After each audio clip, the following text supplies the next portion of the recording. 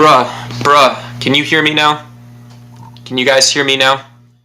We should have a microphone. Jerome, thank you so much. You saved me from sitting here looking like, a something or another. You should be able to hear me now.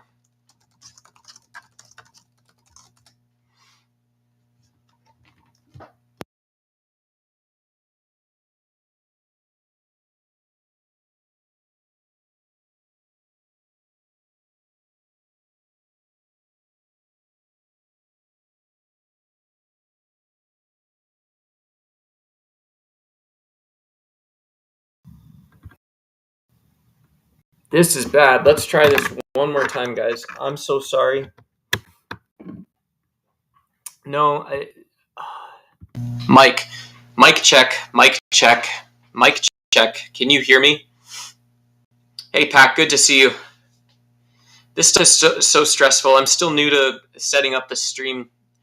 Um, it's telling me that I should have audio now. It's telling me that I should have audio, so we're just gonna roll with it if you can hear it. What were you talking about? Yeah, I was sharing a deeply heartfelt story about my millennial experience with culture.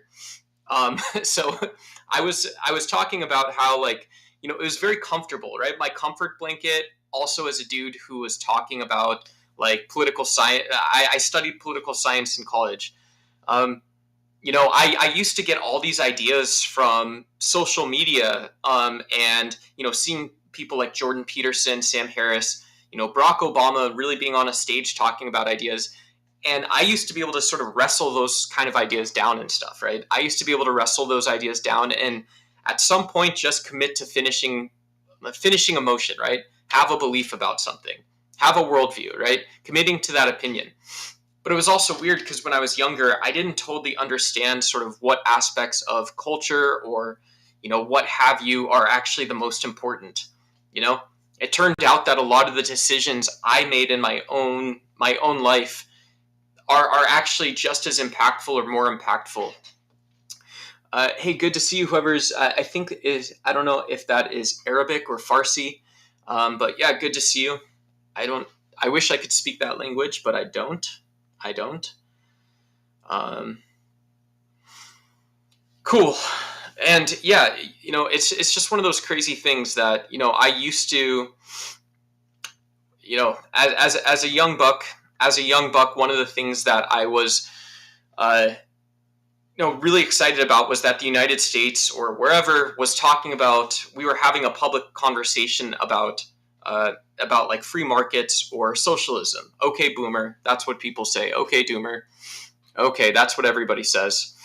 You know, and so, um, yeah, and so when I think of culture as that sort of that big top down force, where you have the most famous people in the world sort of guiding and showing people what's acceptable to talk about. People are actively going out and finding all kinds of different opinions from all different areas of society.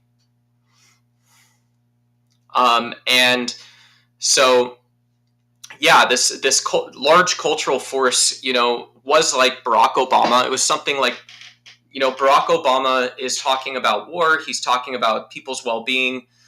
He's coming up against George Bush, who sort of reignited this small subset of Christian conservatism.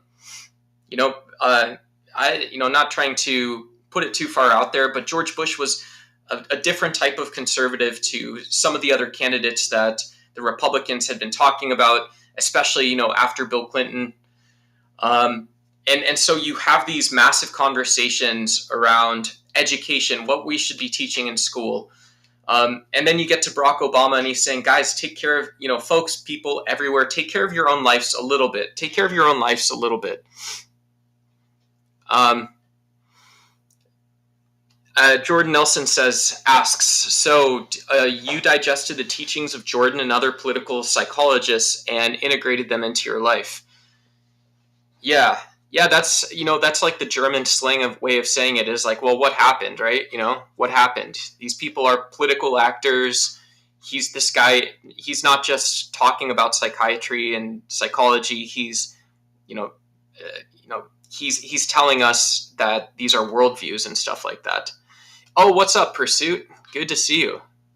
Daniel, no, I wasn't in the military. I wasn't. Um, and so, yeah, I guess I sort of learned from Jordan Peterson, because he at least shared what was acceptable to talk about. He told people that, we should be having this sort of form of optimism and pragmatic sort of way of thinking. I disagree with almost everything the guy says, but yeah, yeah. Hey, Pat Cricket, good to see you again. Famous people are puppets. They're not allowed to have an opinion. Yeah, they might be a little bit constrained. They might be a little bit constrained. I'm going to drop a link if anyone wants to come up. Just give me 1 second.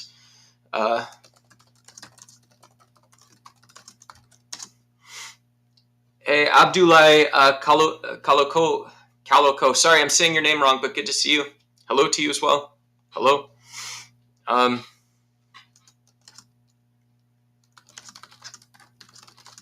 join here. Whoops. I loved Peterson in 2015. Yeah, Peterson, sort of, yeah. It's always interesting. I thought even in 2015, Jordan Peterson did a lot of like I don't know if you guys have heard the term cultural Marxism, cultural hegemony, but very funnily, kind of ironic, he said he was responding to cultural hegemony. He said he was responding to cultural Marxism, where you have, similar to things happening in Europe, you have people wanting to pass laws about free speech, and this is for reasons of like social organization, social cohesion, inclusion, and so people like Jordan Peterson would say, well, this isn't about people getting jobs. This isn't about housing. This isn't about education. This is about free speech. And the cultural Marxism that picked up Jordan Peterson at the time was ultimately saying, yeah, we agree. We just agree with you. You have 3 of Jordan Peterson's books, including Tony Robinson and other life coaches. They're good books, 12 Rules for Life. Sure, I don't know what made Jordan Peterson most qualified to do something like telling people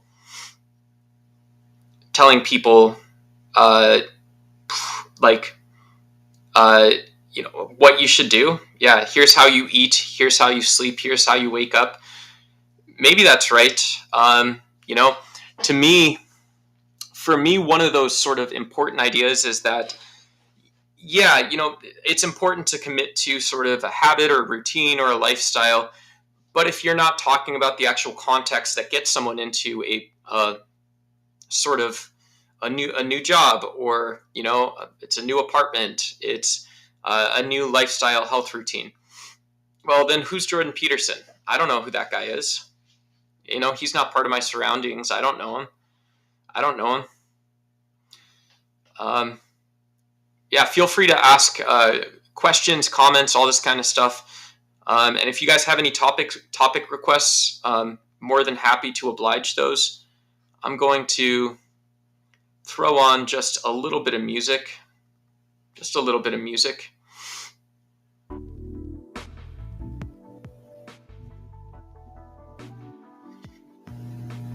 Yeah, and so this is what I mean by culture is, that's a big change. That's a big sweeping change to me, that I graduated college in about 2011 or so. Okay, boomer, okay, doomer, you're a millennial. Tell me what we did right and what we didn't get, quite right, or whatever it is. Okay?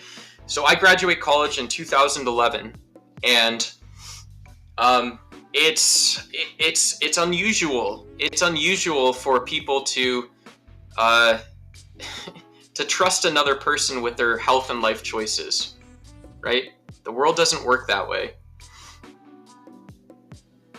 Mobile chat won't let you copy the link. You're from Oxford, UK.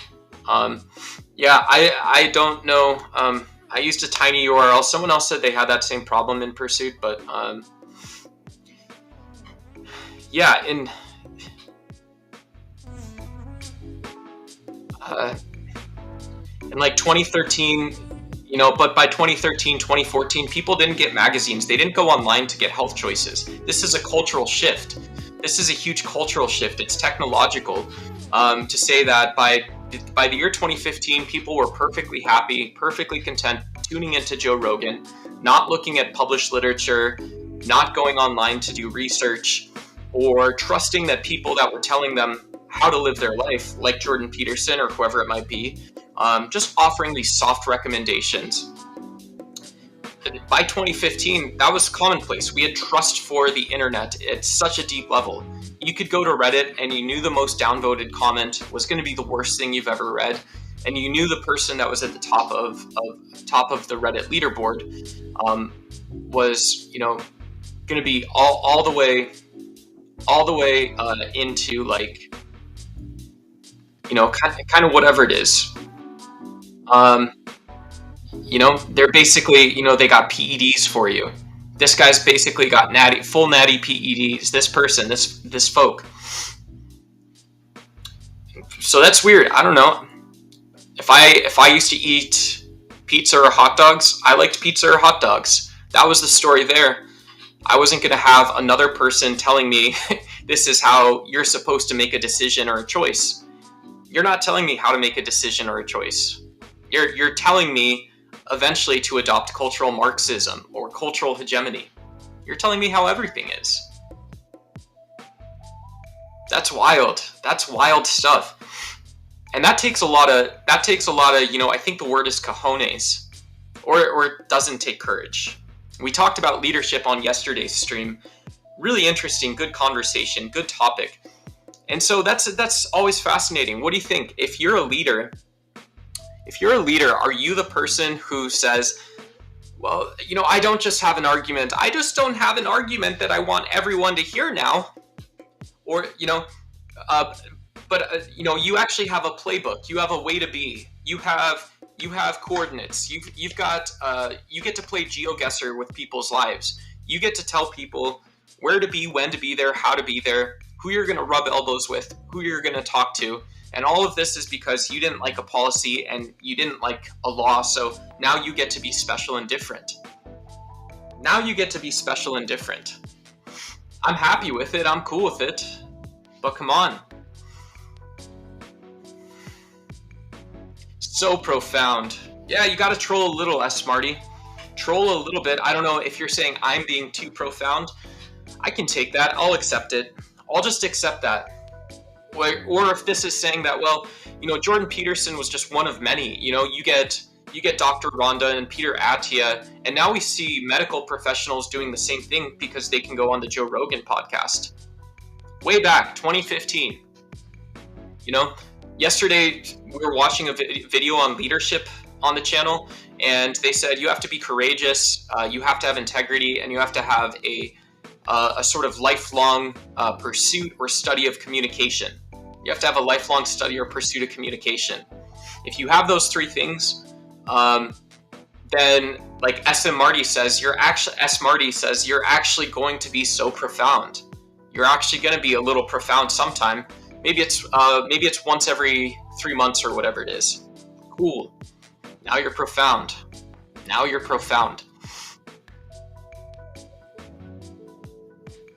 And so, that's always so fascinating. Did Jordan Peterson have integrity? I don't know. I don't want to dissect that guy's life personally. I was just saying, from a cultural standpoint, I understood how I personally didn't totally buy or understand some of the stuff that was happening in terms of how much we trust other people, random people on the internet. And even Joe Rogan's big guests, guys like Dave Smith, even people that I respect and I rub elbows with, people like Travis Pangburn or whoever it is, Rob Knorr, cool people. I think they're probably really nice people in their day-to-day life, have values and morals. I think both of those, I would trust them a little bit more, but I still wouldn't let them tell me how I should eat or what books I should read. I can figure some of that stuff out on my own. And so this is really the idea around me asking, what is the culture like? Do you guys know what the culture is like? Is that too heavy of a question? I think it's just interesting to see, like, not for streaming purposes, because I don't want to do that, but really when it comes down to it, it's like, are people thinking for themselves? What kind of discussions are people ready to have? There was a really great discussion and debate about gay marriage. I was just talking about that today too. The reason I think there was opposition to gay marriage in the first place was because there's a very small subset of people opposed to gay marriage. So this is a person who's opposed to gay marriage, and they might say, well, when I look at my constitution, I don't care about being gay or not gay, but I see what looks like the government talking about values in the Constitution now. I don't totally understand it. Very conservative point. I don't agree with it, by the way, but and so this person, who honestly isn't homophobic or whatever it is, looks at the Constitution as a conservative and says, yeah, these religious folks, be they nut jobs or be they not regular people, kind of have a point. We shouldn't update it. I don't want to hear senators. I don't want to hear governors. I don't want to hear state representatives talking too much about marriage. We have marriage. We have tax exemptions. There's, the laws are the laws, and that's far enough. That's about as far as I can handle. And so don't add gay marriage to the Constitution. And if you guys can change it, everyone as a group, if you can change your mind, that's cool. That was one of the big cultural discussions we had. That was one of the big cultural discussions we were able to have at that time. I thought that was pretty crazy. And it was the whole United States doing this. I was at a Catholic school at the time. This was also when there were debates about Don't Ask and Don't Tell being repealed. And, it seems like in 2025, that shifted over to talking about ICE. And not just ICE, but you guys really have to get to know this Tom Homan fella. You guys got to know Tom Homan. That's the culture. Hey, John Davis Nord, good to see you. Crimson, talking about culture, sort of where it intersects with politics, all that kind of stuff. Yeah, we are in the pursuit of knowledge right now. In pursuit is right. We are in the pursuit of knowledge for sure at this time. Valen says, since I've been a child, I had to disassociate and focus on succeeding. I'm finishing college for computer science. Very cool. But I have no emotions or feelings. No emotions or feelings. Yeah, I don't know if I have a solution for you. I think one of the things that's true is that as you keep going in the academic and intellectual pursuit of computer programming, you'll have complex topics that are both bigger as well as things that are more fine-grained. And yeah, some of those help you practically apply your degree toward a job in a culture. What I hope you'll find is what I also found is, if you go into the tech industry or you freelance, whatever works best is that, culture itself of a company is a great way to, the culture, the team environment, maybe what individuals give back to you personally, and then how you're able to actually go impact the world based on that.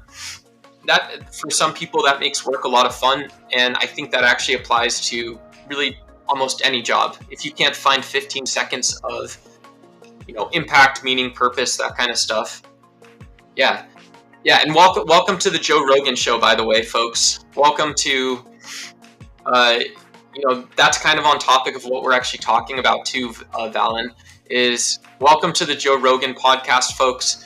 My main thing today is that we're going to spend an hour talking about meaning and purpose, and I need you to go out and spend an hour, 2 hours, 4 hours, 5 hours seeking meaning and purpose. That's like a cult-like line. And that is exactly what every single one of Jordan Peterson, of Joe Rogan's guests did for like 5 years, and people bought it. People bought it. You guys want to see the skepticism side of millennials? I'm not trying to deconstruct any of you individually or whatever it is, but this was a wild thing. Wild thing for a lot of people is Like, normally if there was a paleontologist talking about cool stories about dinosaurs, yeah, maybe they do have a 45-minute interview, but they might imagine and using common sense logically think, well, I can also do 15-minute and 5-minute interviews. I can do shorter versions of podcasts. Maybe I make a website with some audio clips that I email out to people. It's not how it ended up. Hey, what's up, Pythagorean Edition? How are you? I hope you're doing very well. I hope you're doing very well. Editions, it's plural. It's plural. Yeah. So whatever, it's Nar to the Nar. Nar to the Nar, folks. Yeah, and feel free if you want to suggest a topic or you've seen something online. Who are your favorite streamers right now? What do they talk about? Where do you go to make an important life choice if that comes up? If it doesn't come up, that's all good. Whoops. Yeah. Feel free to quack a bit. That's the whole theme of the channel. This is Ducks Y. We encourage the quacking. We encourage the chatting. All of that stuff. Yeah. Yeah, it's a Monday. Mondays are always a good day for sort of a quick culture reset. If anyone else says, I don't care if you have a minimum wage job or a great job or whatever it is, it's Constantine. I don't know who Constantine is. Oh, Constantine. Yeah, you told me your name yesterday. Yeah, cool. Yeah, good to see you. Good to see you. Constantine, that, what's it called? The movie with frickin' what's his name? It was he was the guy from The Matrix, Keanu Reeves, right? Constantine was a movie with Keanu Reeves. That was a really good one. It was a very good one. What was interesting about there was a short period of time, I think, in the sort of late just before 2010s, where people wanted these dark thematic movies.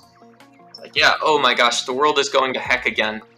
Every 5 years the world goes to heck. People want these dark themed movies and stuff like that. Keanu Reeves, yeah, great actor. Yeah,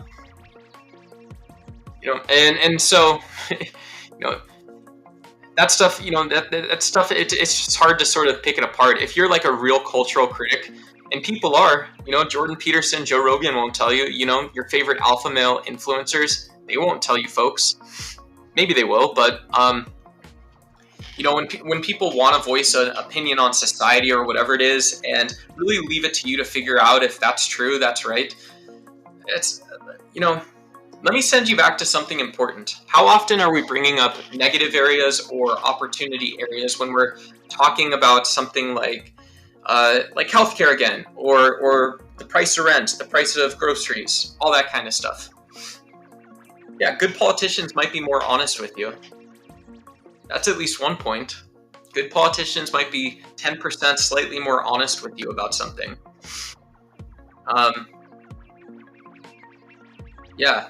AOC was like a fireball when she came out. I know a lot of my MAGA folks go.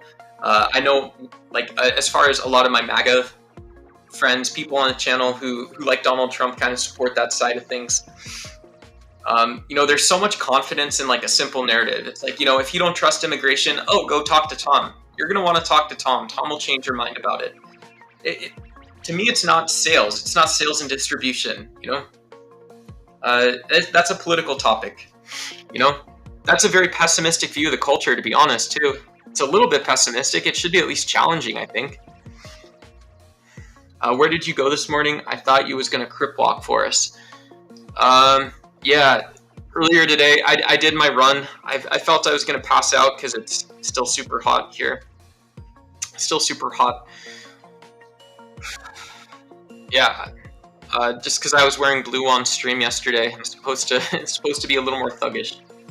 People would have harsh opinions of anything and everything, even if the world was 100% perfect. It's human nature, I think. People would have harsh opinions of anything and everything. Even if the world was 100% perfect, it's human nature. Yeah, that's a good way to put it.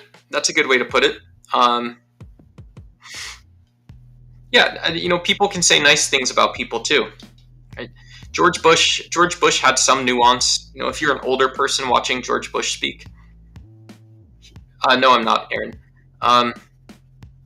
No, I'm not. But George Bush was a, he voiced some conservative Christian issues from a more conservative agnostic lens. He didn't have a Go Ask Tom Homan version of his reality. There's a big difference. He didn't have a version of his story of we're just gonna try it and see what happens. We'll see it when the lower court rulings and stuff come back. That's what it looks like. That's what it looks like from that perspective, at least. I don't think there's really that deep of psychology. It's like, well, yeah, politics is ultimately about what happens and what is happening and what can happen. Do you want to romanticize it? Do you want to make it more magical than what it is? It's hard. Yeah, Aaron, no, I ate. Aaron asks if I'm still fasting. I was fasting yesterday. I ended up smashing a couple bagels, cashews, and a little bit of fruit mix. So, yeah, I'll have something else later. You guys can see, do I look too gaunt? If I don't look gaunt, I might just fast again. Yeah, it's nothing Pythagorean. Thanks for asking. Pythagorean Constantine says, well, wait, you want to tell us how you fast? How often do you eat? Do you do intermittent fasting? Yeah, it's nothing that like regimented or anything. If I decide to fast, I'll have a pot of black coffee because I cheat a little bit, and then I'll go the day, and I eat when I eat. But yeah, it's usually nice to kind of get a little bit of that clear headspace. Yeah, don't forget the protein. Yeah, that's great advice, Aaron. That sounds like if Jordan Peterson was a dietitian. Anyone farming content ideas? Yeah. Oh my gosh, I just see all of these young men in my life. All of these young men in the world, and sometimes they look and they don't realize that between meals, okay? Now mind you, between meals you get cashews. And this is what fills out those bicep peaks, folks. You don't get a bicep peak as well as rounded development without at least 1 gram of protein per kilogram per day. Yeah, thank you, Aaron. And I also appreciate you assuming that I don't know how to manage my macronutrients as well as where they're from. That's crazy. I almost thought, Aaron, that I evolved from, millions of years, right? I thought I've been around for about 450,000 years, but I thought that, before that, my stomach and all this other stuff has been doing this for maybe like 10 million years. It's not been that different. Same basic function. So I really appreciate that. Yeah, I will try and remember to eat protein, and you can signal to me, body, when Aaron finds it fitting that I know what to eat. If that helps a little bit. And by the way, while we're at that, if you want, Aaron or anyone else, if you want, let me go back in time. If I forget how I feel about gay people, let me have Jordan Peterson tell me. If I forgot how I feel about my politics or who I vote for, let me go back and watch Jordan Peterson with a megaphone on a street corner, and he can tell me how I feel about that. Boy, this is paint by numbers, isn't it? Paint by numbers. I almost forgot that I had set up a budget diet, even when it was probably horrible, but when I was 18, I forgot that I was 8% body fat. I was going to school and working both full time. and I set up a diet to go do those things. I forgot that. That's crazy to me. That's crazy that I felt good and I did that consistently every day for 3 years. So I won't forget the protein, my friend. You're reminding me of all this amazing stuff I've done. I love it. Calm down, bro. It's not that serious. Yeah, this is the BS, guys. If you want to know where the culture's at, like Aaron, I think you probably have lots of cool opinions, cool ideas. I think you're probably a fun person to be with, to be around, all this kind of stuff. I also think it's probably the case that, like just this sort of weird, what up, oh, Big Street Cat. Yeah, we got a Hunter in chat, folks. Good to see you, Big Street Cat. Yeah, I mean, this is like that, the sort of, Dear John was one of the movies that came out during the Iraq-Afghanistan war. Like the internet lolcow sort of, sell your Xbox kid moment is that, like, look, if every opinion or belief is from social media and you haven't had practical experience on those things that culture speaks down to, okay? So, at some point, I am me, Duck, Nathan Swift. I'm in college. I'm working. I'm choosing how many shifts I'm going to take, how many I need. This is all information that my body has to figure out. And then I start hearing about, it's so hard for Barack Obama to end the Iraq-Afghanistan war. It's so hard to figure out this healthcare stuff. It's so hard that we haven't figured out, we're supposed to be moral representatives for gay people for some reason. That's just how society evolved. I won't complain about it. I support gay rights. And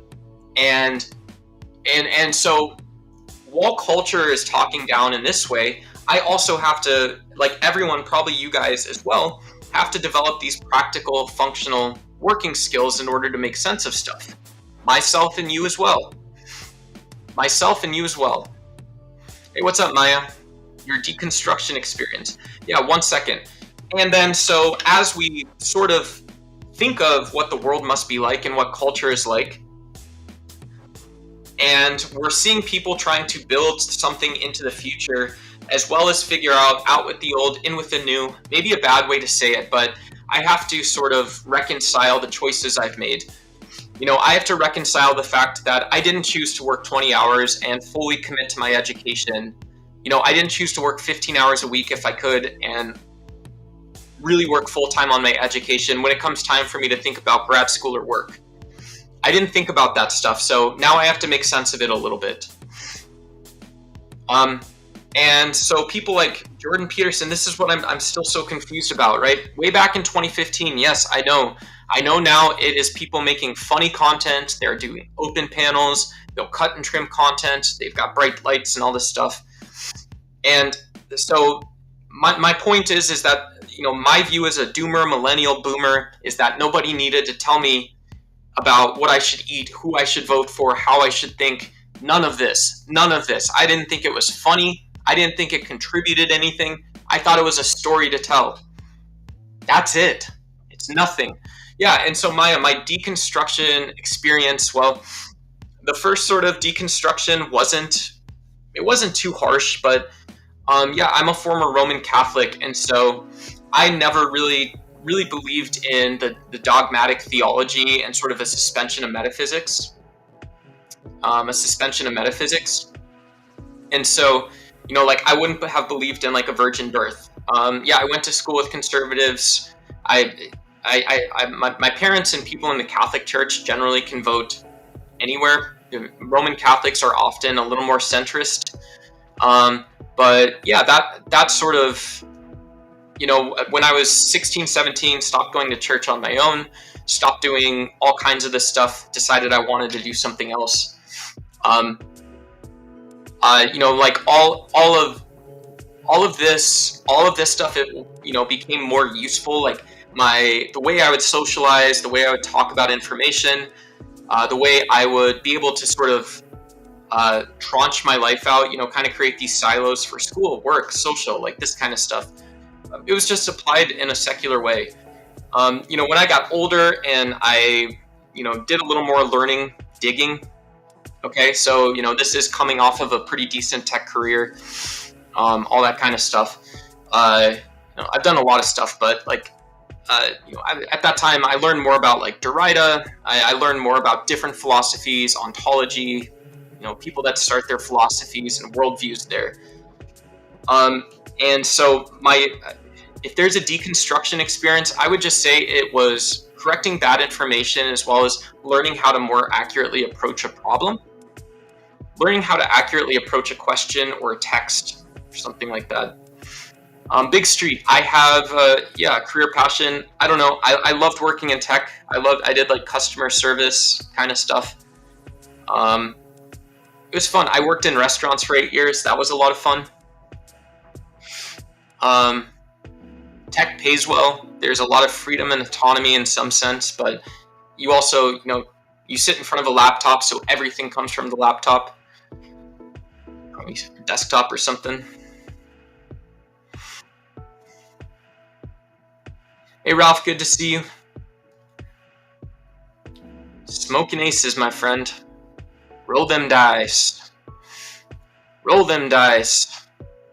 Yeah, Ralph makes a good point here. If you guys notice on the very bottom of your screen, an American flag and 100, philosophers like William James and John Dewey. So this is also to Princess Maya a little bit, is that, the American thought tradition does include people that you might disagree with, like William James. William James still was, he argued for forms of like the idealism based on this idea that we have a mind philosophically, but we also have a soul. We sort of, you can mix those up even in terms of the knowledge you have or the way you see the world, but whatever.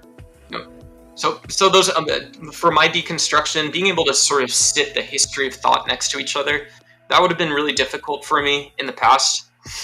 If you can tell, I'm a very dogmatic person, very dogmatic. So, and the nice thing to remember is that like a philosopher like William James as well didn't tell people how to live their life, right? He was an intellectual. Maybe you disagree with the thought. Maybe you think people used William James's philosophy to somehow invalidate an identity or a worldview. It stopped conversations politically. So if you can make sense of, Native American storytelling, rawr,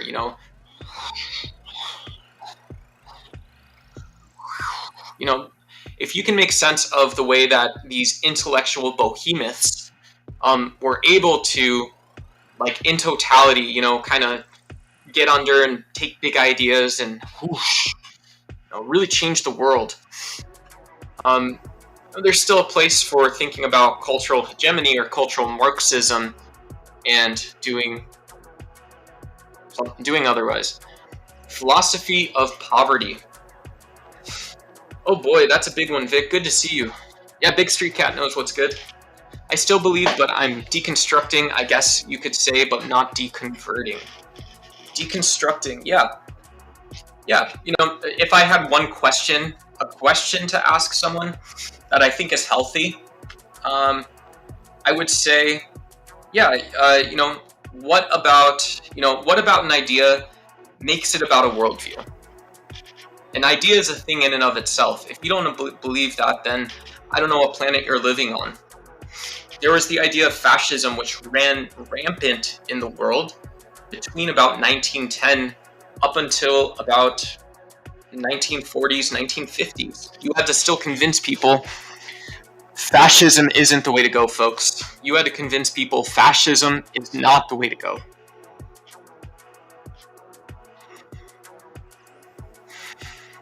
Yeah. And so those ideas themselves, I'm not saying you have to give them more credence than they deserve, but you have to give them a little bit. You have to pay the piper. The idea of a personality like, not Jordan Peterson specifically, right? But the idea of someone like Jordan Peterson who is able to tell people how to vote, that's a big idea. That's a big idea that this is what social media does. This is what social media can do. Um, yeah, the philosophy of poverty. So if you're Karl Marx, first of all, well, let's start. Yeah, if you're Karl Marx, you say at some point you just observe, capitalism is chugging along, right? I'm a social scientist.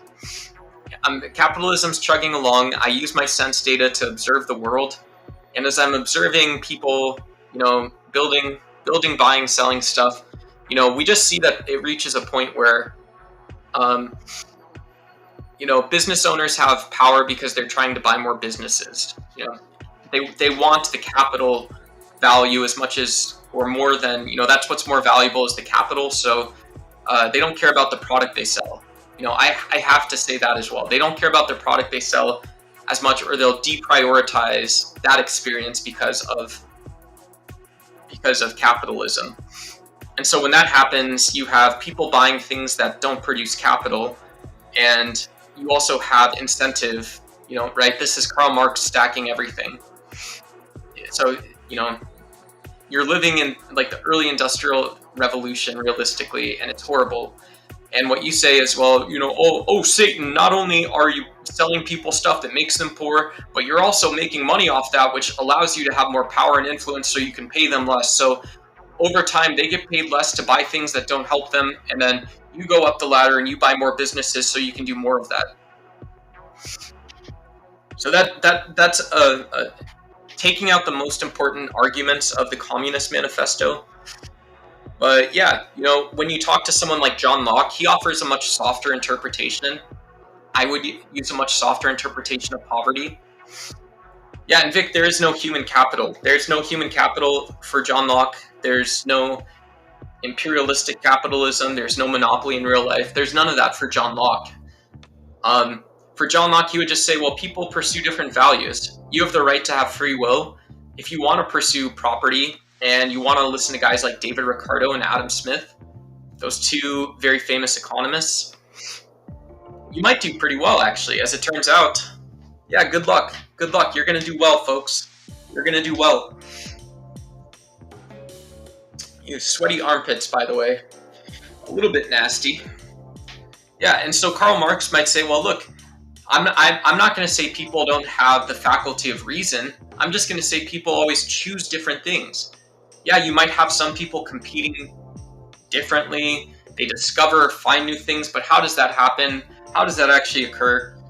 And so this is why in liberal society, poverty and whether you want to say it's inequality or inegalitarian is usually more tolerated, because you don't have to. Karl Marx is putting up a picture frame and, hello, Satan, this is what everybody's doing. I might be right. I might have been right at the time, but, you buy things you don't need, you get poorer, this person gets richer, they pay you less, and you use less money to buy more things you don't need that don't help you. Burr, burr, burr, burr, burr. Very capitalist, but now I'm Marxist. No offense, Karl Marx. And for John Locke, he puts up a different picture. He says, well, these are people that are going to go out and they want to live with some cohesion, and they want to follow the order of nature. And so you want to learn about how to sell products that help people, because it's actually better to sell these products that help people, because that helps you make more money. And if your capital necessarily produces more capital, okay, that's a constraint, but it's not the law of nature. The law of nature is that if you're taking control of your property, you just need to be able to keep going at a base level. That's different. That's very different. We don't need a revolution. We don't need to demonize people. What is a good book for beginners if we want to learn more about philosophy? Wikipedia, and let me see if I have it. I don't know if I do have it here.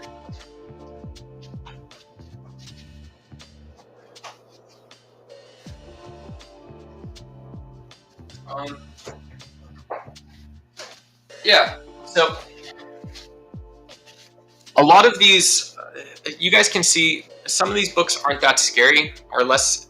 So Jean-Jacques Rousseau, I say this book has tiny arguments. This is called The Social Contract. So this is about political theory. But, guys like Plato,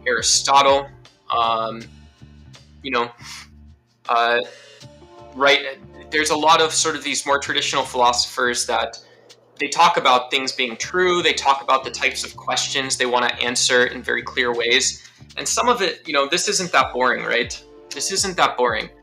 Like, let me just get. I'll just pull up very stupid, but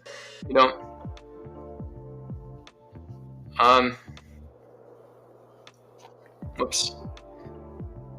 So this is how Jean-Jacques Rousseau starts this book. It says, "My purpose is to consider if in political society there can be any legitimate and sure principle of government, taking men as they are and laws as they might be." So that's pretty, here's what we're talking about. We're talking about what's the principle we use in government to talk about laws and to talk about people's behaviors and actions. So I see, in here I see, taking men as they are. So what do I think about social media influencers in politics? What do I think about, Charlie Kirk organizing big conferences? Is this important in society or in politics? How is it important in both? What's the principle? Is he talking about representing people, or is he being a fascist, telling people what to believe? Is he maybe he's just not skilled and he's telling people, Charlie Kirk is telling people what they already believe, and he's telling it to them a different way and a different way and a different way. He's stirring the pot. Who knows? Maybe he's talking about old ideas that we decided we don't believe. Well, what's up? We got a guest on stage, folks. Hey, what's up? Ian Madgun Mangum. Oh, he needs sunlight. Yeah, boy. Yeah, blood. What up, Radical Coder? What up? Let me see. Let me bring on my good friend, Pursuit. What's up? What up, dude? Can you hear me? Oh. There we go. Now I can hear you. All right, excellent. I hope I had to type in the chat or type it in. But how you been, man? Chilling. Yeah, it's another Monday, so I am just working on stream stuff, trying to come up with sort of topics I want to cover, and been talking to a lot of chat, and how I'm good, chilling. Excellent. My friend. Excellent. Yeah, I was hearing you talk about like the different ideas of like Marx and Locke and fascism and stuff. Do you think really that those ideas? I mean, it's kind of a rhetorical question, but do you think those ideas are really like the best that humanity so far has to offer, or are there other ways to think that we could just like move on past economic ideas being so important? I don't know, but have you thought about this kind of thing? Yeah, so I mean, I would ask you a question back. If I had to, I would want to respond to that question first of all, and I would be like, okay, so why to you is it unimportant to ask about something like property rights and bodily autonomy? Like, and this is my response. I'm not a Lockean. I don't actually believe in John Locke, but John Locke just told people, all you need to do is have, whatever it is, bodily autonomy and property. So is that less important? Can't I use that to deconstruct Jordan Peterson or someone else or whatever? I mean, I do like John Locke a lot. I'm gonna be real. I do have a lot of ideas about him, but it's not like I'm 1,000%. I mean, look, I'm a liberal, right? So many of my ideas come from him, right? Come from that era, because he was. But I don't know. I guess my whole thing is that I want Star Trek future.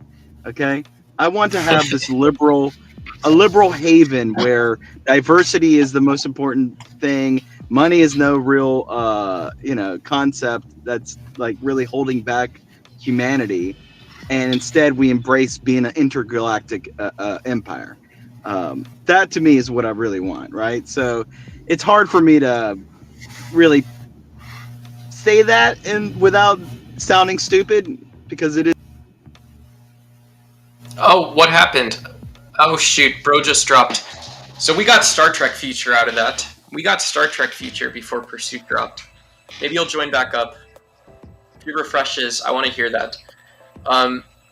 That's a crazy response. I want to talk about keeping the government out of my life. If I'm John Locke, maybe I'm a conservative, or I'm a liberal and I want to understand this. I'm like a more progressive liberal. I want to understand this idea.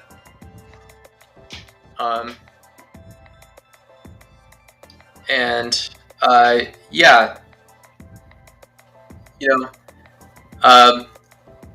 so it's not important to actually talk about property.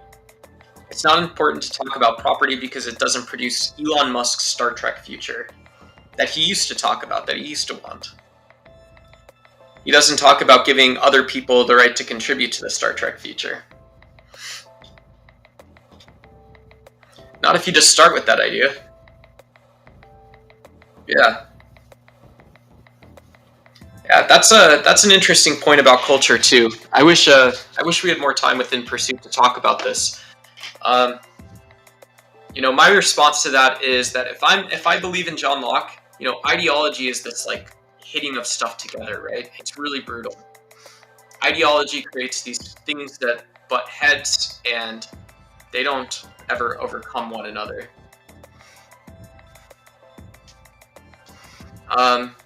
Hey, what's up, Bob? How are you? Elon can suck it, says Bob. Boop, boop, boop. We got a little vibe check going on, folks. We just had Bob join chat. It's always great to see Bob. A little vibe check. Yeah, is the United States, maybe that's the culture. We're too ideological. We are so ideological in our own psychology that we need Jordan Peterson. You have to have Jordan Peterson, and you have to have people like Sam Harris and Charlie Kirk telling you when to march and where to march. It doesn't matter if you're a progressive or a Democrat. We can't get back to that point where we talk about simple politics, simple issues, what's happening now, what could happen, what is going to happen in the future, and how do we talk about it? Deliberative democracy. The future. Oh, your phone said it was too hot. In Pursuit had to drop. But yeah, we'll have to coordinate with In Pursuit some other time. He's a very interesting person, very well spoken. He has very good opinions, I think. And he's a very strong debater if anyone ever would want to disagree with him. Pythagorean says, the future people imagine is too utopian. It cannot exist because it's absolutely not sustainable. The ones feeding the masses with these stupid ideas already know. Yeah, utopian is like this whole category of thought too, chat. Someone like Jean-Jacques Rousseau, he just said, I just read it a little bit ago, all he said was, look, I want to know what principle we use to talk about government. John Locke says, I want to know what equipment or hardware, God gave man to understand this politics thing a little bit. If you're In Pursuit, if you're on either the politics, politics Discord or politics and religion or Pangburn, those are three. I'm also on Predictive History and Professor Sundays. Discord is probably best. If not, let's just send like a couple messages back and forth. I know we can just hop up too, but I'll make a Discord or something later tonight and add it to the channel or something. So at some point soon, hopefully, we do get together. I'd love to have. I'd love to give some of you guys the chance to introduce yourself to In Pursuit as well. Utopia is a wonderful concept, entirely doable. Yeah, good point. Good point.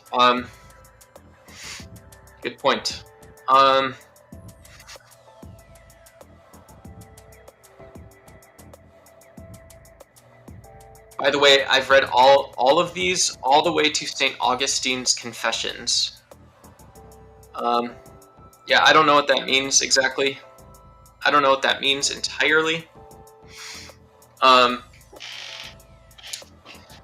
Yeah, Utopia is interesting because it's the one way. This is how it's way different.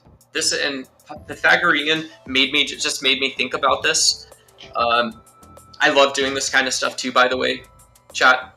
I love this. So, uh, you talk to John Locke, you talk to Karl Marx. These serious philosophers, they might entertain you by giving you tiny arguments. You get a tiny argument out, and you get something that you can sort of understand pretty quickly or chew on.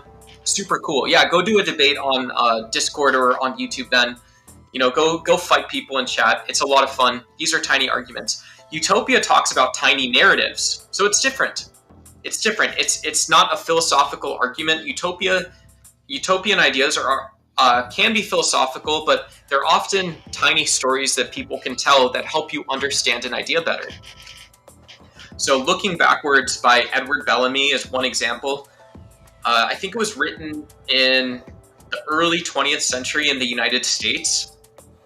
I think it was a US book. It's called Looking Backwards.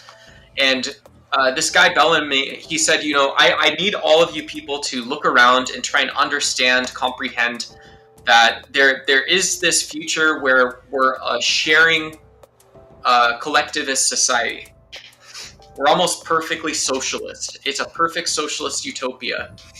And there is a reason the world got here. It's a story, but this is the narrative of how that works and what that looks like. You don't need the Hunger Games. You don't need Harry Potter. You don't need J.R.R. Tolkien. You don't need Game of Thrones. It's not that type of story. All it's saying is that these types of big systems can exist in a different way.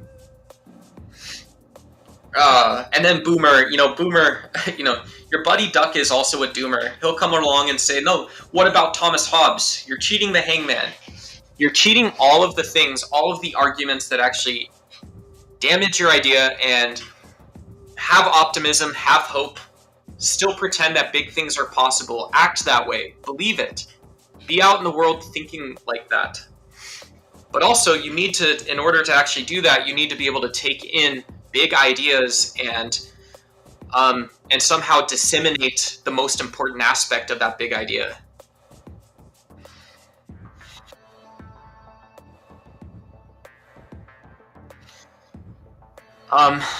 Hey, what's up, Sheik M? I think good to see you again. I recognize the username. I'm sorry, some of you people, including Constantine in chat, I try and remember usernames. I try and remember what you guys are interested in and stuff like that, but I'm really bad at that stuff because I'm like super airheaded. I'm only practical about certain things. Will you play Doom: The Dark Ages video game? I played the only video games I really played. I played Risk, the board game. I played Risk. Risk has a really competitive online scene. It's maybe one of the most competitive games. It's maybe one of the most competitive games out there. Risk Global Domination is a great game. And then I played first-person shooters. I thought about buying an Xbox again today, picking up Halo, but yeah, I probably won't. New titles, new developers. It's always cool to see what people are working on, what makes the game fun or engaging. Yeah, what makes a game entertaining and crap like that. But, yeah.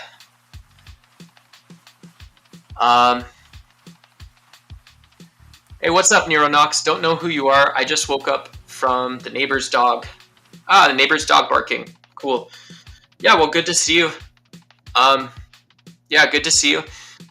My name's Duck, aka Nathan Swift. I go by Duck Online, and my sort of background is political science, political theory, that kind of stuff. I love philosophy. I love physics. I'm an autodidact for a lot of it.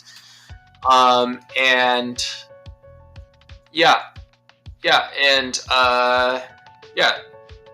like talking to people in chat, do these kinds of things. Do you like rock and metal? Check my stuff out. Yeah, I used to like All That Remains. The lead singer Phil is on Tim Pool's show and stuff now. So that's cool. That stuff's very neat. I don't like the Tim Pool show, but that's cool, Nero. I'll just type your... Yeah, if it comes up in my Google search bar, just to be honest. Oh, yeah, I got you. It says Neuronox musical artist. There we are. Cool. Yeah, well, good to see you. Yeah, I used to play guitar. I wasn't that great of a musician, but I used to play guitar. I used to love to sing. I wasn't that great of a singer or anything either, but I have a ton of respect for creative arts.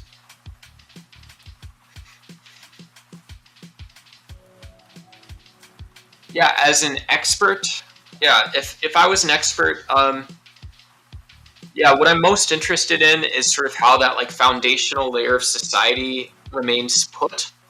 It has to remain stable. Um, People should agree about that for a lot of reasons, right? That foundation, even when I feel weak, this is strong, okay? And yeah, I think that they've given up too much control of society over to armed groups. Um, and there's and so the people that are saying, well, Al-Qassam and Hamas's, military people, they wanted to say that Israel was too harsh in the past and couldn't get out of it, and so they're proving that Israel is like that. And then on Israel, they said, well, uh, you know, this isn't going to be a good time. I don't totally agree with what's happening. Big meets small, small meets big, big meets small, and small meets big.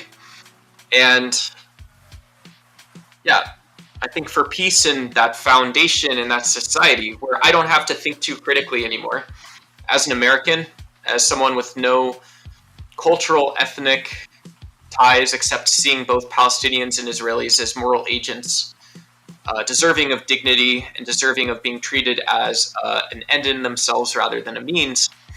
If you have that foundational society, I don't have to think about that much anymore. And so, are you able to still compete from that place? You're not? All right, toodaloo. Yeah, go to community college. That's my opinion. Everyone can afford community college. That's not a knock on community college, but you're not smart, wise, practical enough. You're not good enough communicator. You're not good enough on a team to compete from here. Wherever it is. Bye. Thank you. I appreciate it. We can talk on your way out, but don't let the door hit you either. See ya. It's been real. It's been real, and it's been real nice. Thank you. Appreciate it. Bye.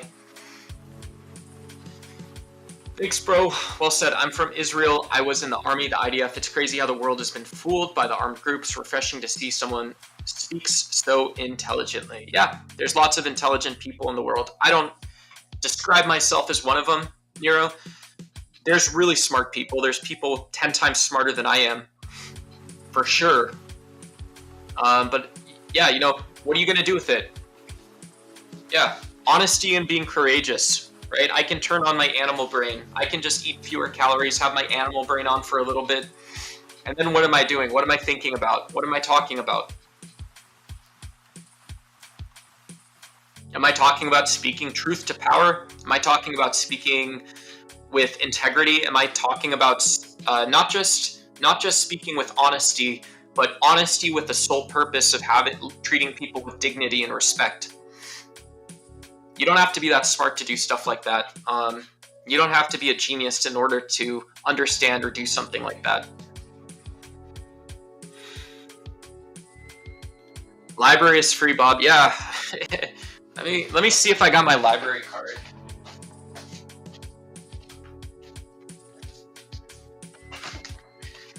I went and got a library card at some point the other day,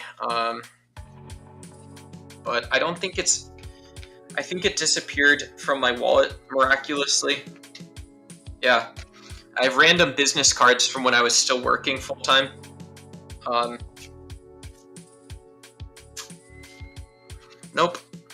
Nope, don't have anything. Nothing. Yeah, it's time, folks. It's time to get the library card. Let's go, baby. Let's go, Bob. Bob, the moderator, is just Bob. He's also Bob, the moderator, so don't think that we take things lightly. Don't think we do things without a little bit of humor, folks. Without a little bit of humor, there's nothing. And so that's the crazy part, conspiracy, globalist, world theory, culture, 2015, maybe one of the funniest sort of like spin-offs of, TikTok and the Breitbart and Twitter era. Stuff's funny and cool, right? It gives everyone an opportunity to talk about stuff. But if we're thinking about the clandestine globalist world order, it's like, well, treating people with dignity and respect is the hardest thing to do. That's a clandestine operation, if I've ever seen one. That's when you get the the Motorola that's got the rugged case, that's got like a GPS scrambler. You give it to Mr. President. Yeah, I'm sorry, Mr. President. Here's your phone. Mr. President, we need you at Langley. Stat. We've got the red phone up. Those are my utopian morals. Those are my utopian morals. Is let's be a little more secretive. Let's take it seriously that as individuals in society, we have a responsibility to treat people with dignity and as ends in themselves rather than a way to get something.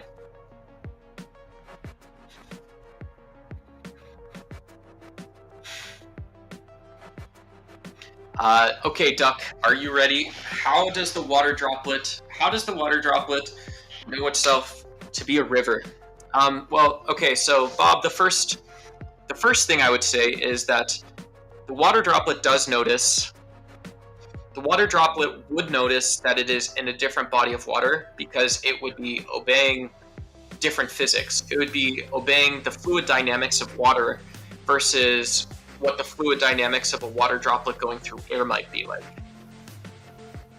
Right, and so in one case, the outer edge of the water droplet itself has not viscosity, but it's not hydrophobic, but it's got that whatever it is, the tension that water has.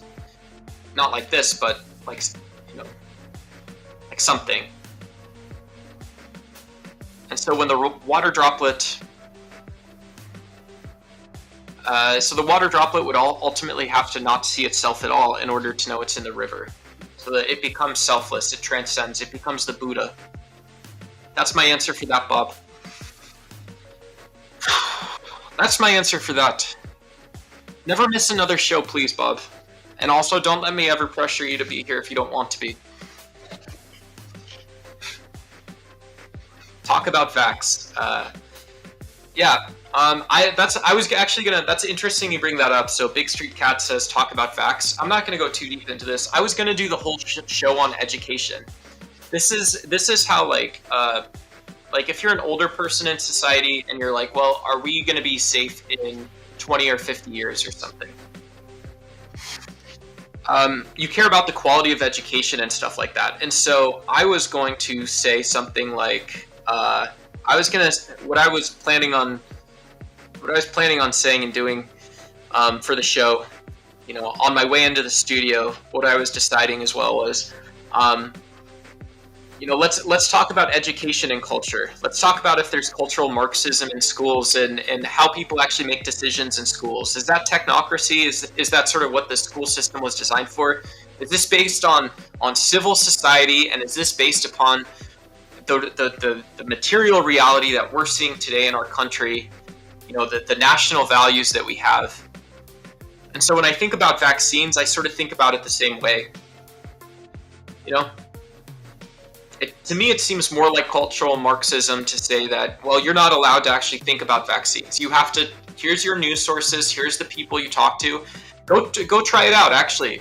Go to an anti-vax Discord or go to an anti-vax channel and go and chat. Go hop on stage with the host of that show and tell them that you have a different story or a different source of information. You have a different tiny argument or a different narrative. Go tell them that. To me, that's more cultural hegemony or more cultural Marxism than someone saying, well, yeah, my body, my choice just doesn't apply to vaccines. Sorry, kids. Sorry, folks. That's the show.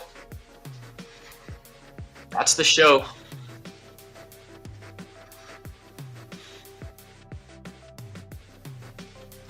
Hella smart. Hell yeah, dude. Thank you. I appreciate you saying nice things. Yeah, that's cool. No, I'm sure that's not true. Sure, that's not true. I bet, I've I've met other people in my family hunt and stuff. I've met hunters, and a lot of times for like a really like yeah, there's not like our brains, even like really smart people, not me, but like other really smart people, their brains naturally wake up. Like I feel like I'm asleep half the time, and so it's like I think people that call themselves, I don't believe people should speak down to themselves and their actual, the way they find themselves to be intelligent without being cocky or not humble or something. But yeah, people often just have to have the right beep bop boop, the right context, the right ecology, the right information in order to think about information. Yeah, if that's what you mean by smart, that if that's what you mean by smart is that it's thinking about thinking, it's thinking about information. Yeah. Yeah.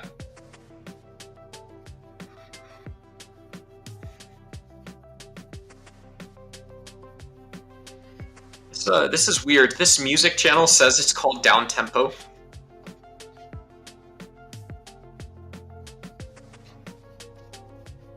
It's gonna turn us all into ChatGPT, I think. Are you guys feeling the Restream.io? By the way, we are on the platform Restream.io. If you guys like the format, cool. Yeah, whatever. I'm deciding how I want to kind of present content still. But yeah, Restream.io is one of the tools that I've been using. This is a free software at this point. There's upgrades that cost a monthly fee and all this other bullcrap, whatever. But yeah, Restream's cool. We can, I like the ease of changing some of the sort of styling, stuff like this. We can go back to one of our sort of cool blue backgrounds or whatever it is. I kind of like this one. Here, I'll put this one on. Not for hunters specifically, but for outdoors folks. There we go. How are we feeling? How are we looking? I hope we're doing well. My name is Nathan Swift. This is DucksY. If you want to like the stream or subscribe, I always appreciate it. If you like the content, let me know. If you don't like the content, also feel free to let me know or go support your favorite creator elsewhere. And I hope this is a little bit entertaining as well as a little bit informative or whatever. Yeah.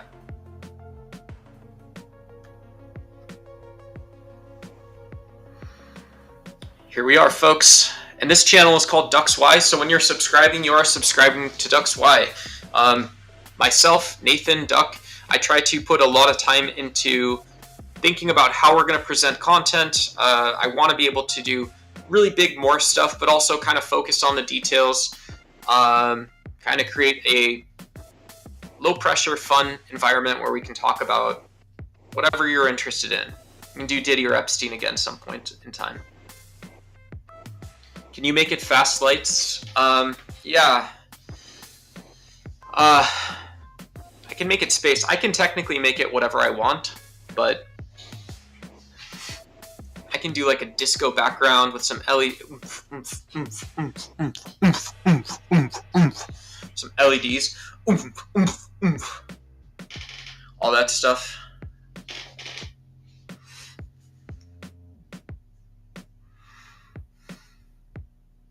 Cool. Cool.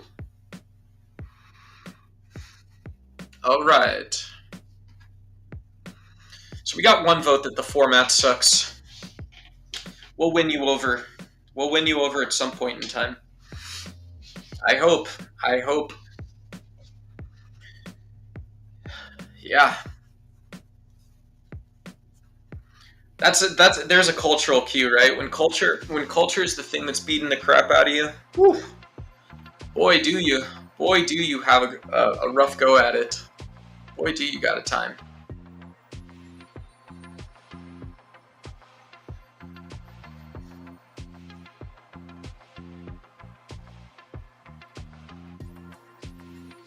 All about the conversation. Yeah. Yeah. Conversation's good.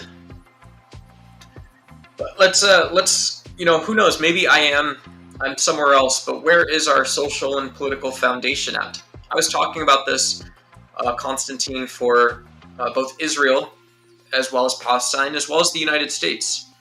I'm a one-size-fits-all, very simple person, in fact. You're complicated, I am also complicated. I am complicated, you are complicated. You are simple, I am simple. Where's our foundation for that conversation, though? Yeah, I think we need ambitious people from all walks of life who are able to chase their goals and are able to chase their goals in a way that helps other people succeed. And this isn't about all Americans, it's about all people who are moral agents who should be treated with dignity. If those people happen to be an American citizen, well, then there will be by consequence, without us even doing that much fuss or talk about it, there will be people that work to help others succeed who are American citizens. There's a foundation: nationalism, citizenship. Can you be nationalistic and be a good person? If you're a nationalist and you're voting to go to war every decade, you don't have a good form of nationalism. If you're a nationalist and you're going to be lackadaisical, cuckoo cachoo, cuckoo cachoo, oh yeah.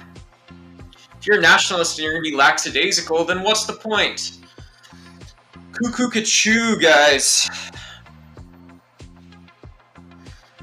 Eleanor Rigby. Da da da da da da da da da. Da da da da da. All the lonely people. Where do they all come from? I sound too indie right now. See, that's the problem with culture. Your buddy Duck, yeah. If I'm being Nathan Swift and I'm being like my actual self, I shouldn't be the indie, the indie, Midwest emo screamo guy. I shouldn't be that thing anymore. It's done, folks. I already did my trendy emo indie days. Oh, Alabama, Arkansas, I do love my mom and pa, not the way that I do love you. Well, holy moly, me oh my, you're the apple of my eye. I've never loved someone like you. Home, let me go home. Home is wherever I'm with you. Home, let me go home. Home is wherever I'm with you. Well, holy moly, me oh my, you're the apple of my eye. There's just so much we can't do. Oh man, you're my best friend. I'll scream until the bitter end. Home, let me go home. Home is wherever I'm with you. No, I'm not a cop. I don't make music. Maybe one day. Yeah, I'll set up a Cash App or something. I don't have any way for people to send me money on the internet. It really freaks me out. Being completely honest, but I would like to start asking people to buy me like a ukulele, right? Send me $5 and I'll buy a ukulele and I'll sing it. I'll work on my singing more. I'll work on my music more. And together we'll do fun things together. I promise. The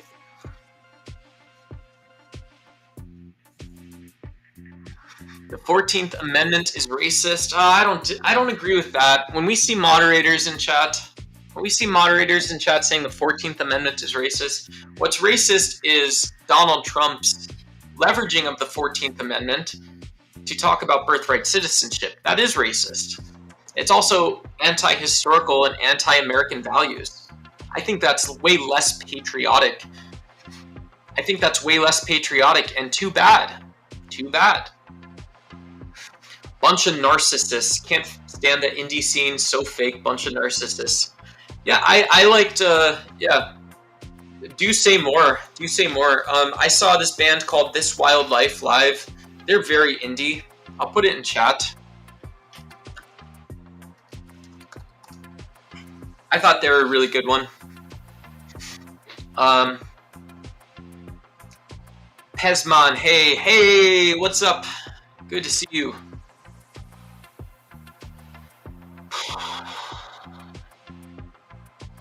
Racism isn't natural. How is racism national? It's the opposite of natural. Ugh. Yeah, that would be kind of cool. That would be like an ideal life just in terms of laziness. If someone could literally work 10 hours, not 10 hours, like 10 hours a month and just play music on the internet and get tipped $5 by people. I don't know. If I was actually like spending 40 hours so I could, if I could spend 40 or 50 hours so I could do 10 hours of effective work, I would love to do that. What's the difference between patriots and nationalism?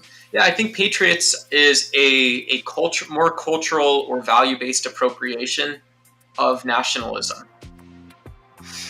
I've always felt that I could be patriotic and say that, yeah, we need a healthcare exchange and we need to be able to measure the efficacy of the actual exchange and coverage and cost for people.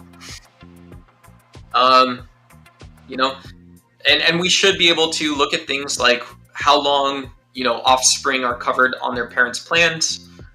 And we should be doing that and also not be very, very, very silly, but we should be able to ask questions about like social health and really support the markets and industries and people to make more sustainable, healthy, risk-reducing choices. These are all in our national security interest, as it turns out. And so most people would say, well, that didn't sound like it was patriotic, but then it was, right? But if you go say that online, you say you want to talk about Obamacare and all this stuff, people will say you're not patriotic. Well, it's the opposite, my friend. Yeah, and I think nationalism, you can be a nationalist and how it should be. Before nationalism didn't used to be like that bad of a word. Nationalism sort of is a bad word, but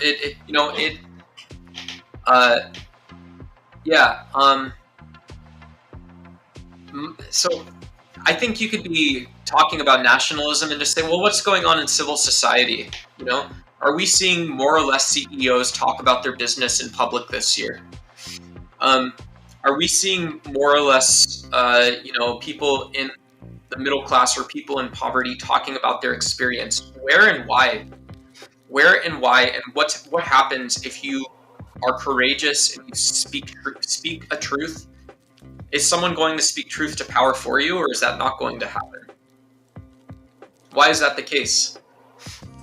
And it doesn't have to be like centrally planned, right? I'm not talking about living in a different country. I'm talking about the United States personally. You should have politicians who are able to get elected based on promises and points that are based on the things that people are saying. Their experience, what's true about it.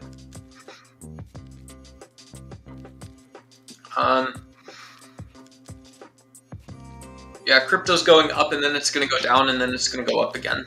That's my prediction. Or it might go down and then up and then down again. It's either this or it's this, but the other way around, right? That's my thought about cryptocurrency. That'll necessarily, like in most cases, that should skew up or down or stay fairly flat. It'll be somewhere, right? And it'll do it again too. It'll do it again, but it'll be somewhere else on your screen. You need Allah. Astro, recite the Shahada right now for chat. We're not turning this into a Dawa channel. I'm not actually Muslim, but if you're gonna tell me you need Allah, you should know the Shahada off the top of your head, my friend.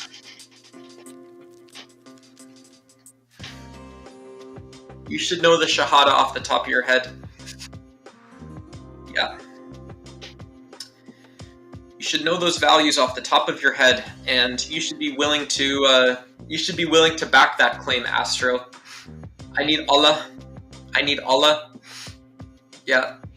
I'm a pluralist. I do believe I do believe in lots of forms of pluralism. I don't believe in cultural hegemony or domination. I am a liberal, I'm hyper-capitalist as well, but I believe people get to voice their opinions.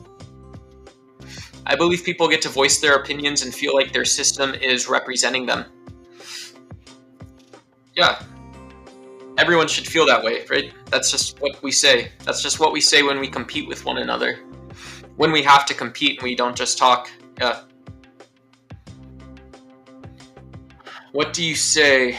Hey, what's up? What's up to Minakaruku?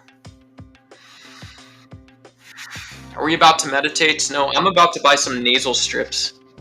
You guys gotta help me so my face can come out, my personality can come out. I exfoliate my soul a little bit. I have to be able to exfoliate, folks, so I can put on a great show for everyone. You guys don't know, I sing, I don't dance, but I'm an entertainer, folks. We can do it all together, but I gotta be able to be more honest. Now that's narcissism. That's true as well.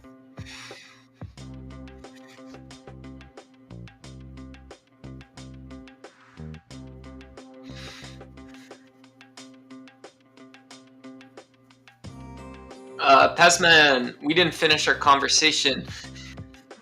He says, I mean, not about America. The whole idea in a basic way, international policy, basic ideas of this topic, when they form, how they could pursue and how they could change the future.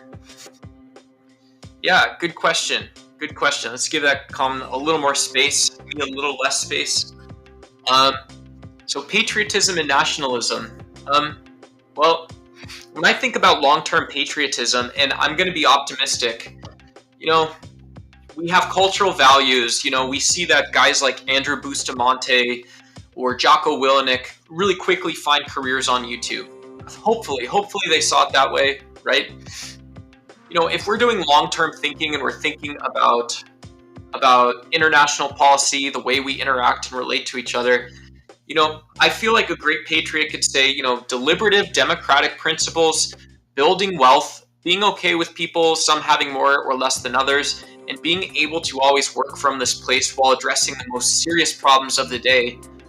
America believes in this. I'm a patriot. I'm not sure we're prioritizing everything correct right now, but this is what I push out to you. This is the only thing I push out to you. I think patriotism and having these subjective values for ourselves, not actually focused on the nation state, but focused on how we feel about it. If you're being authentic and if you're working hard to develop that perspective, be patriotic. Be comfortable being patriotic. But you can see how easily that stops working. You can see how easily that should stop working when you get to this point where it starts looking like other people are causing your problems. Other people are causing your problems, and other people are trying to get in their own way, your own way of your way of life, right?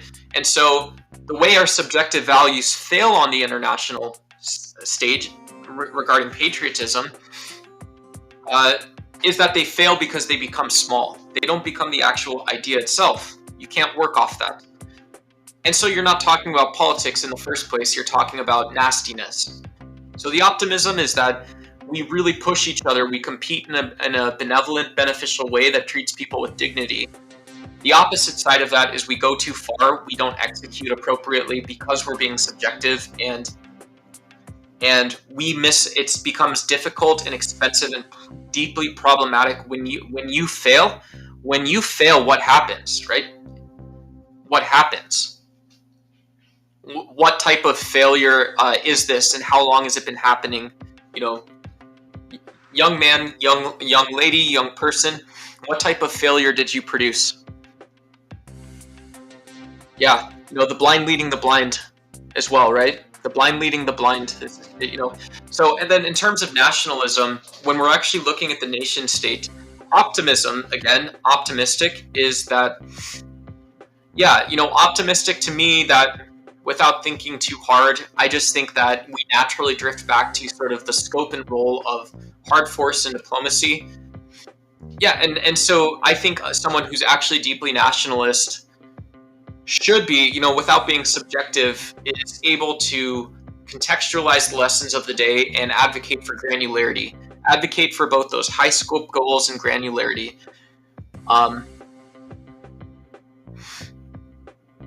Yeah. And that fails because sometimes you might just get a very simple result that you expect to get. Yeah.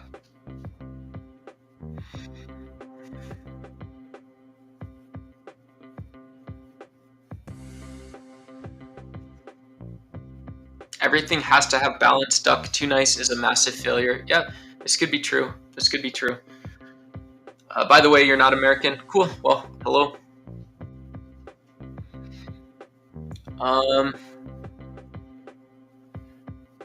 Aaron O'Neill. Yeah, that's true. That's true. Thank you. I appreciate the support, Aaron. That's always very nice to hear. It's always great. Always very motivating for good reasons and stuff. Good reasons.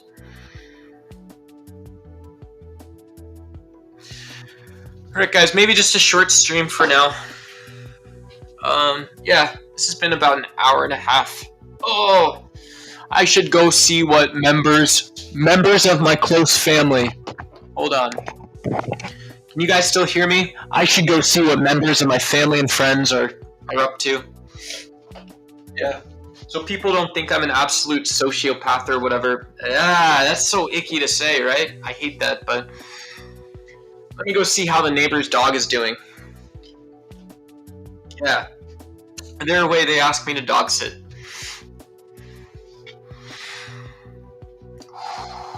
Beast mode stream, folks. Beast mode. Thank you all for being here. Truly, thank you for being here. Yeah, I appreciate you guys chatting in chat and all this other stuff. And yeah.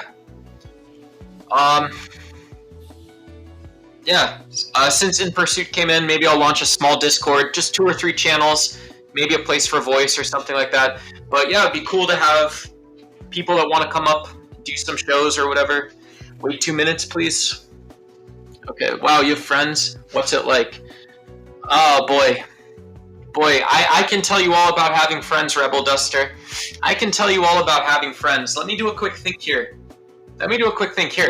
I have my Hot Girl headphones. These are what I call, on my late night streams, I think these are Hot Girl headphones. They're this nice tan color so you can see.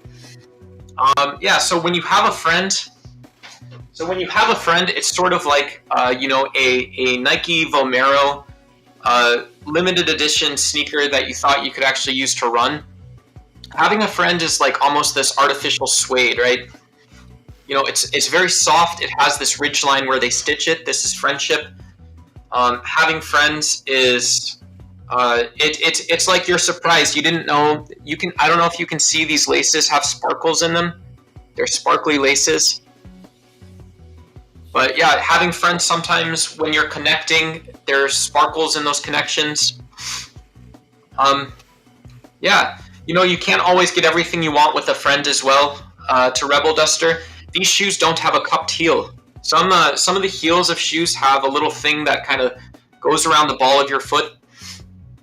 Friends sometimes don't have a cupped heel. Yeah, you sometimes friendship comes along because of you felt it was a name brand that other people may recognize as well, and you forget about it, right? Once you and your friend decide to have a conversation, they truly commit to that. There's no going back now, right? There's no going back now. And so that to me is friendship. Hey, Fori Foti, good to see you. Will I be on later? Maybe. I might go get rid of this Restream logo. I might go buy a subscription to Restream. Maybe do another one of these or just go on my phone or whatever. Whatever. Rebel Duster. Yeah. So yeah, I hope that answers your question.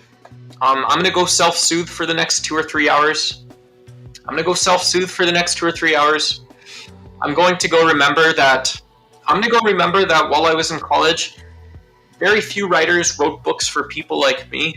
Very few books wrote long books for people that are like me. Some of them did. Thomas Hobbes is actually really interesting.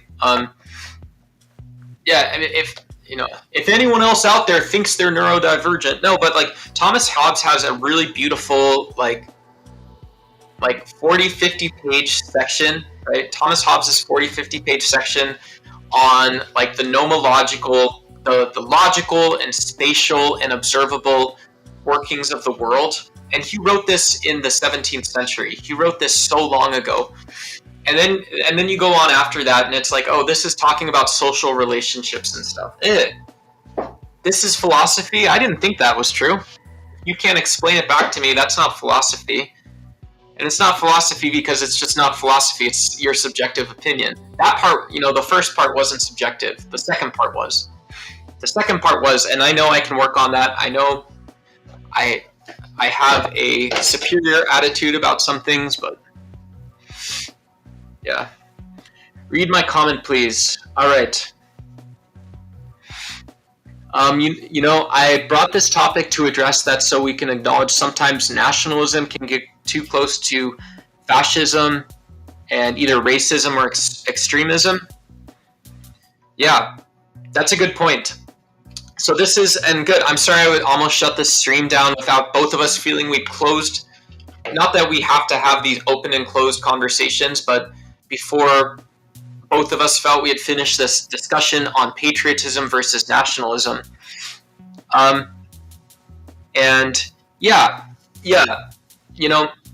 It's hard. So if I can offer you a like warrior ethos response that you see, Fox News or Anderson Cooper might talk about this, that if it's just the case that sometimes some fighting is inevitable, right? You can understand why it's unavoidable, but it's unavoidable. Then I still think you can be a nationalist and not be totally unethical. Some people disagree, right? If it is the case that nationalism is always just about projecting power, then I think that people tempering how they speak about problems, they accurately portray their level of expertise or knowledge about geopolitics in the world. They don't try and superimpose their values on other people, and they're willing to fight the long fight. They're willing to be in there having that long discussion. They're willing to be good faith while they do it, because it might go faster, guys. Let's focus on something else.